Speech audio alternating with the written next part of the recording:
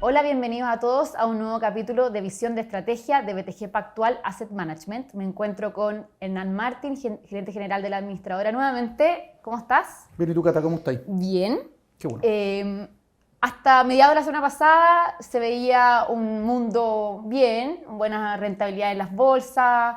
Digamos, con respecto al último mes que nos juntamos, había un rally, pero todo ha cambiado después del problema geopolítico a fines de la semana pasada. ¿Cuáles son las conversaciones que han tenido dentro de la administradora? ¿Cómo posicionarse? ¿Es un riesgo real? ¿Qué ha pasado con el S&P? ¿Qué se espera para el futuro? Es divertido porque es como el gato pardismo. Movemos todo para quedar donde mismo, la verdad. Porque ha pasado de todo, pero la verdad que los indicadores no se han movido mucho. A ver, en el caso de Estados Unidos hay un preacuerdo, una intención de acuerdo con China, eso creo que lo hemos ido comentando. La verdad que al final esa política arancelaria de ajuste fuerte ha ido bajando la intensidad y tanto China, México, Canadá o distintos players, esas negociaciones están por el lado más bilateral y creo que el mercado ya empieza a internalizar que no va a ser tan violento. Ya los nuevos riesgos son lo que apareció la semana pasada, sí. el tema geopolítico, esta guerra que se está viendo en Medio Oriente, que se intensifica, no sabemos cuándo vaya a terminar, pero el mercado pareciera que no le asigna tanta probabilidad de que esto escale ya a potencias más grandes. Y eso a priori es un riesgo y después te das cuenta que los activos no se mueven tanto, no lo internalizan como algo tan relevante. Más rosy, salió Elon Musk del gobierno de Trump, que era, no sé cómo catalogarlo, la verdad, es un tremendo empresario, pero la verdad que llama la atención que un país como Estados Unidos tenga de alguna manera este nivel de discusiones o la manera en que se llevan a cabo ciertas políticas públicas. Entonces, al final del día no hizo mucho. No. Lo preocupante es que el nivel de deuda de Estados Unidos, con todos estos ajustes que parecieran matices, pero toda esta baja de impuesto corporativo, política arancelaria, la verdad que las proyecciones de endeudamiento de Estados Unidos se mantienen al alza. Hoy está una vez PIB, 100% el PIB, y eso se pretende que de aquí a 10 años se mantenga para arriba, o sea, subiendo cerca de un 130%. O sea, preocupa, pero eso probablemente va a ser un tema más de largo plazo. Yendo a los mercados, como te digo, lo que ha pasado, se mueve un poquito el árbol, pero la verdad que los indicadores, el S&P volvió después de la caída del Liberation Day, después hubo el tema, eso fue el 2 de abril, 3 de abril, después hubo una caída, después empezó a rebotar, y volvimos a estar al nivel de S&P cercano tuvimos cerca del 2% del máximo histórico. Después vino el tema de esta guerra que estamos hablando en Medio Oriente, se ajustó a la baja y hoy día de nuevo estamos, o sea, en el año estaba 2%, lo estábamos comentando, después de varios años de muy buena recuperación en Estados Unidos. La verdad que el S&P se mantiene súper fuerte y en otros con valorizaciones súper altas. Cualquiera de estos ruidos en el pasado uno hubiera esperado que las correcciones hubieran sido mucho más violentas y no se ven. Hay dos interpretaciones, una tranquilidad, que hay fortaleza en esto. A mí personalmente me preocupa un poquito. Ya, la verdad que yo creo que la dinámica de discusión macro no es buena, los crecimientos no son buenos, el Fondo Monetario Internacional ajustó sus proyecciones, lo comentamos la vez pasada, a la baja, y eso de alguna manera debiera tender a que las valorizaciones reflejen algo de eso. Esta semana se juntan, creo que son cerca de 18 o 19 bancos centrales del mundo. Si tú sumáis los PIB de todos esos países, estamos hablando de cerca del 40% del PIB global. Va a tener una definición de política monetaria esta semana. Entre ellos está la Fed, está UK, está Brasil, está Japón, ayer mantuvo la tasa, está Chile, que obviamente no aporta tanto, pero es relevante para nosotros. Y en ese sentido, la verdad que los perfiles son todos que se mantengan una tendencia a la baja. Y eso es bueno, es un soft patch, pero de nuevo hay preocupaciones a mí personalmente afuera, más allá de los temas geopolíticos, porque ahí la verdad que uno no tiene mucho que opinar, es las valorizaciones, y creo que el S&P se mantiene alto, a mí me preocupa, y el dólar se mantiene muy castigado. O sea, castigado en este contexto de aversión al riesgo, el dólar no se aprecia. ¿Ya? ¿Por qué? ¿Cuál es tu interpretación de eso? Eso es rarísimo, eso no había pasado en el pasado. El dólar, tampoco, estaba hablando del DXY, porque uno tiende a hablar el dólar contra el peso, pero el DXY, que es el índice del dólar versus un montón de monedas duras, generalmente pesa mucho más el euro y el yen. El euro ha capitalizado mucho, una economía que está en un nivel de actividad paupérrimo, está cerca de 1.15, 1.16, y el DXY se ha caído de 103, 104 que partió el año a 98, 97. Y pasa lo que pasa, esta cuestión día a día va cayendo marginalmente. ¿Qué creo yo? Que implícitamente hay un cuestionamiento un poco a la hegemonía de Estados Unidos a nivel global. Yo personalmente yo creo que esta cuestión se va a ajustar y esto es cosa de tiempo que eso se estabilice, no creo que vaya por ahí, pero sí el mercado empieza a asignarle un poquito más de presión o un poquito más de ganas de invertir en otros lados. Lo que está haciendo Trump respecto a los aranceles, estoy seguro, o sea, en términos de profundidad de mercado, por excelencia, Estados Unidos es el mercado más profundo y hay muchos inversionistas que inevitablemente van a Estados Unidos por un tema de liquidez, de profundidad, de pricing, y probablemente hay mucho de eso que se empieza a cuestionar y hay flujos de salida hacia otras latitudes que creo que es válido.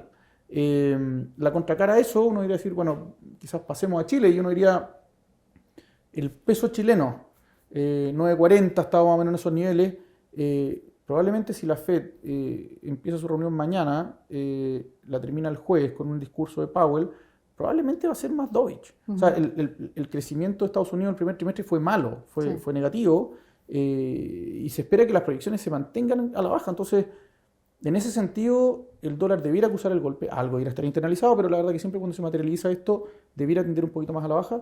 Y en ese sentido, yo debiera pensar de que hoy día se junta el Banco Central chileno también, con tasas que en el margen son altas para Chile, de acuerdo a su historia. Bueno, en Estados Unidos pasa algo parecido, pero la verdad que se ve mucho margen para que eso corrija. Entonces, más allá de que el diferencial de tasa haga que, yo creo que ese ajuste de tasas me da la impresión de que debiera favorecer al peso chileno y debiera apreciarse, ¿ya? Porque al final del día lo que está pasando a nivel global es que el dólar se deprecia versus el resto más que una economía micro, y eso es lo que ha pasado siempre en realidad. Entonces, y ahí vámonos a Chile quizás para un poco cerrar el círculo. Cuando uno ve las tasas, y aquí donde uno ve las oportunidades que lo hemos estado diciendo hace rato en los videos que hemos estado grabando, se mantienen las tasas altas en Chile con un nivel de actividad que es malo. O sea, un crecimiento de un 2% para Chile es malo. No se nos olvide que Chile es un país emergente. Son tasas de crecimiento malas con una población que crece, o sea, que crece y eso colabora al crecimiento del PIB. La verdad que no se ven crecimientos robustos que permitan que esta cuestión nos deje tranquilos.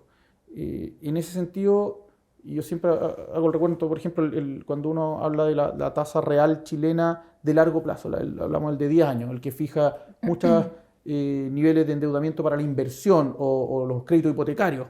Esa cuestión está hoy día entre 2,5 y 2,6, UF más 2,5, 2,6. Siendo que el promedio de los últimos 10 años es 2%, un poquito más bajo incluso. Cuando uno habla de crecimiento proyectado, estamos hablando de un crecimiento para Chile de 2%, siendo que el crecimiento promedio de los últimos 10 años estaba más cercano al 2,5, 3%. O sea, los últimos años tuvimos un crecimiento más alto con tasa más baja. Y hoy día lo que está pasando es al revés. Y uno dice, chuta, no cuadra. No cuadra solamente si que tú ves un país más riesgoso, ¿ya? Sí. Y hay una prima por riesgo que uno está cobrando, el mercado está cobrando. Yo creo que si uno como inversionista cree que Chile a lo mejor no va a volver a ser lo que era los últimos 10 años, pero va en esa dirección o va a debiera marginalmente mejorar, yo creo que esas tasas están atractivas para comprarlas. O sea, yo creo que esas tasas debieran bajar, ¿ya? Y eso le debiera dar una tranquilidad un poquito a la economía que está bien delicada. O sea, hay varios sectores que están súper enredados. ¿Ya? La inversión este año puntualmente va a tener una recuperación, pero después de bases de comparaciones que se han ido ajustando a la baja, el sector inmobiliario está hecho pedazo. También le vendría bien una baja de tasa o tasas de mercado más bajas. El mercado laboral está súper complicado. O sea, la creación de empleo es débil, el desempleo se mantiene en niveles altos, casi el 9%. Paulatinamente va subiendo, entonces también la población necesita también un poquito de gastos financieros más bajos, entonces yo creo que eso es lo que debiera pasar. Yo creo personalmente que Chile va a estar mejor los próximos años que lo que estuvo los últimos 5, incluso los últimos 10, y eso creo que nos va a hacer un viento de cola, que lo hemos dicho soterradamente en los últimos videos, pero eso debiera hacer que varios activos chilenos se recuperen. Las tasas debieran estar más bajas. El dólar probablemente se irá a ajustar en el margen, no violentemente, pero en el margen, va a depender del dólar obviamente, el peso chileno me refiero, y en el caso del equity, el equity ha tenido un buen rally, o sea, estamos hablando sobre 20%, una de las bolsas que mejor comportamiento ha tenido en el año pasado, acuérdense, si bien no fue tan bueno, pero fue con un S&P volando y con una región que está realmente golpeada. O sea, Brasil y México Brasil muy cayó mal. mucho, sí. Entonces, cuando uno hace el mix, yo creo que Chile se mantiene bien aislado de esta situación global. Ahora, la pelota en el suelo. El segundo semestre en términos de actividad debería ser más malo que el primero. O sea, el primero vamos a estar hablando de crecimiento en torno al 2,5, que es como cerramos el año pasado, en 2,6, pero eso irá a ir paulatinamente bajando por lo que está pasando afuera. Si la actividad va a ir cayendo, nuestros socios comerciales van a tener menos actividad, las proyecciones son que eso baje, entonces efectivamente el segundo semestre en términos de actividad debería ser más bajo y probablemente el central algo de eso va a reflejar hoy día. Esto probablemente se va a publicar mañana y con la información ya disponible para todos, pero aquí jugándonos ese penal, probablemente el central debiera tirar un pitch más soft patch, más suave desde el punto de vista de tasas. El mercado internaliza 2 bajas de aquí a fin de año, 3 y un poquito más de aquí a 12 meses. Eso perfectamente podría ratificarlo hoy día. Algunos apuestan incluso que sorprenda. Yo creo que va a ser un discurso que va a ir en esa línea sin lugar a dudas. Yo creo que la oportunidad está ahí. O sea, seguimos viendo las oportunidades en Chile. En un momento lo hablamos de lo barato que estaba el IPSA, quizás ahora sigue súper bien, como comentaba. Pero hoy en día, en la oportunidad tú ves que está más por el lado de la tasa. La tasa yo creo que va a dar espacio a que muchos otros activos se recuperen. Va a ser creo lo primero y después probablemente va a tener una valorización en otros activos, que es lo lógico.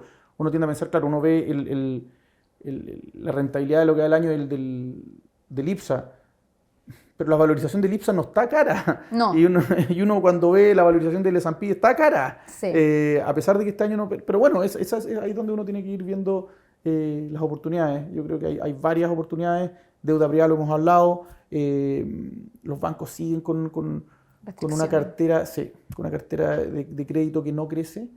Marginalmente, en algunos casos pasa, pero no mucho. Entonces ahí es donde hay oportunidades para nichos. ¿Ya? Entonces yo creo que, de nuevo, yo me mantengo positivo.